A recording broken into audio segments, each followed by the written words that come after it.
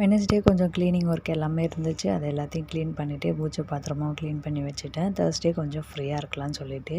So free டைமில் நம்ம வீடு என்ன தான் க்ளீன் பண்ணாலும் எங்கேருந்து தான் டஸ்ட்டு வருதுன்னே தெரியல. ஒன்று முடிஞ்சா அடுத்த வேலைன்னு சொல்லிட்டு ஒரு இடமும் நமக்காக வெயிட் பண்ணுற மாதிரி இருக்குது. பூஜை ரூமை தான் க்ளீன் பண்ணி முடித்தேன். அடுத்து பார்த்தா கபோர்டில் லாஸ்ட் வீக் தான் க்ளீன் பண்ணினேன். எங்கேருந்து தான் டஸ்ட்டு வருதுன்னே தெரியல.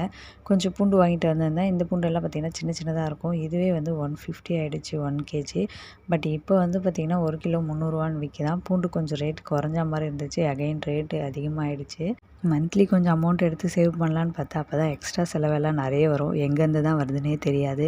அதுக்கு தான் நான் என்ன பண்ணுவேன்னா, கொஞ்சம் செலவுக்குன்னு அமௌண்ட்டு தருவாங்க இல்லையா வீட்டில், அதிலேருந்து கொஞ்சம் எடுத்து வச்சுட்டு பேலன்ஸை தான் நான் செலவு பண்ண ஸ்டார்ட் பண்ணுவேன்.